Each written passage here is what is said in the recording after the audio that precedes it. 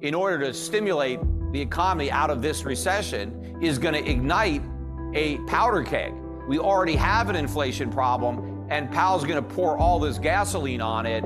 And so we're going to see inflation moving up to a much higher level, even though it's already very high. You think that inflation is not done rising? It's going to go above 9.1%. Peter, I just want to point out the fact that in no prior recession over the last 70 years has inflation risen during a recession. This time's going to be different? Yes, well, as they keep telling us, this is a very unique recession. In fact, most people don't even want to admit that we have one. Okay. But, you know, look at the recessions of the 1970s. You had rising prices there, you know, during stagflation, and that's what my forecast is. Remember, last year, I was predicting the U.S. economy would be in recession in the first half of 2022, and very few people had that right. But I also predicted that inflation wasn't transitory, that it would get stronger as the economy got weaker, and that is exactly what happened. Now, the reason that I believe that inflation is going to kick into a higher gear as this recession that we are in gets worse is because I believe Powell is going to pivot ultimately, and he is going to give up his fight against inflation in order to fight a different foe, and that is going to be a recession and rising unemployment and potentially a financial crisis, either one that has already happened or one that is rapidly approaching. And so I think Powell is going to choose what he believes to be the lesser of the two evils.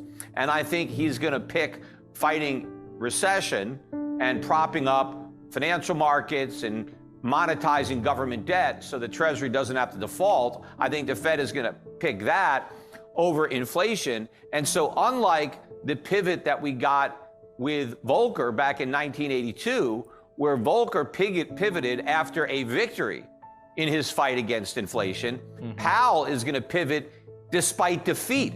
Inflation is going to win.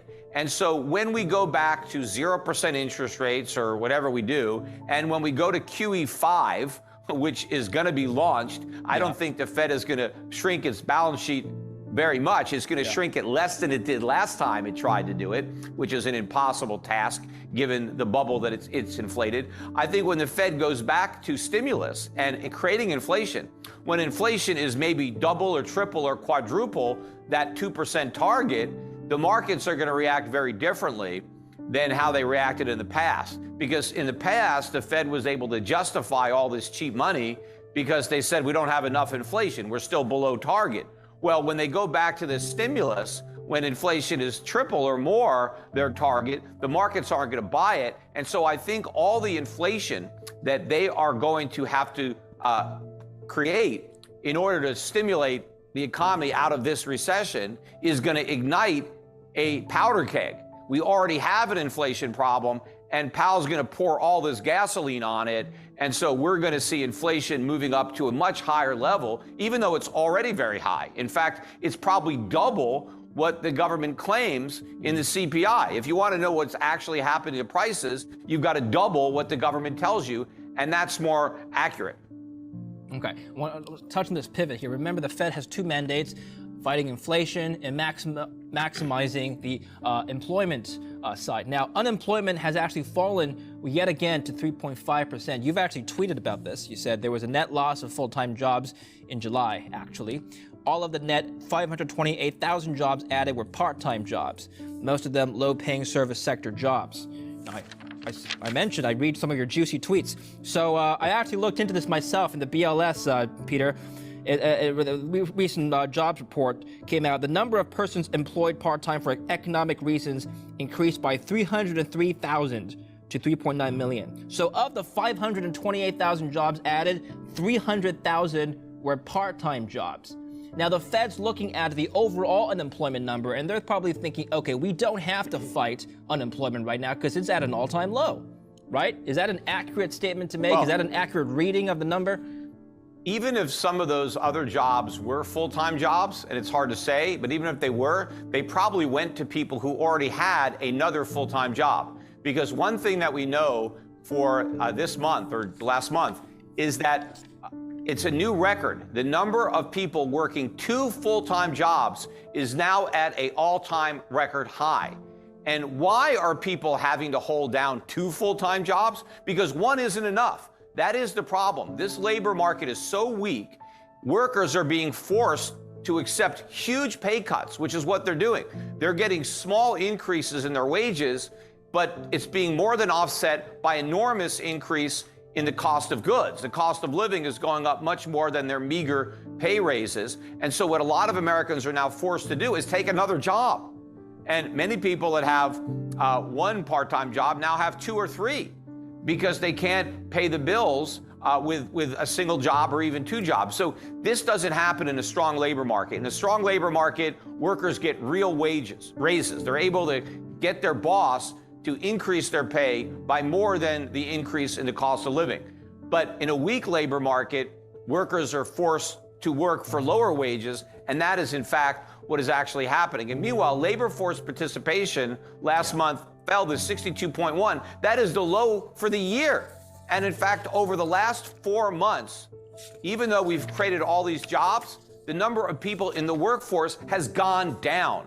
And so that means that all the jobs that were created over the last 4 months were people who already had a job getting another job. You don't think it's because people found renewed purpose after the pandemic? They just want to work more? No, well, the data isn't lying. We have fewer people working than we had 4 months ago. You know, Biden claimed that we have a record number of people in the workforce. He was mistaken. He's wrong. We had more people working 4 months ago than we have working now. Okay, well, by the way, yeah. the record high for the number of people working is before the pandemic. So even though we've recovered the jobs that we lost prior to the pandemic, it's only because the same people have multiple jobs. We haven't recovered the workers. We still have a lot of workers that were working prior to the pandemic that haven't rejoined the labor force.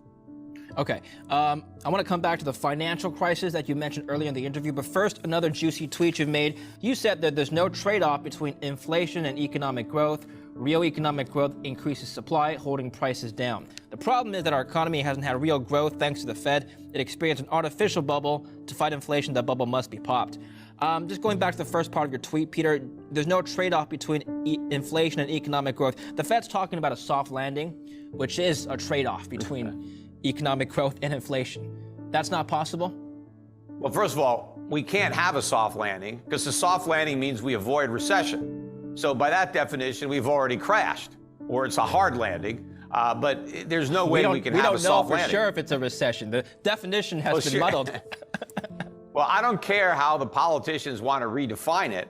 It is what it is. And so, you know, I'm not going to change the meaning of a word just to deny that we're not in something that we're in, that somehow believe that inflation is caused by economic growth.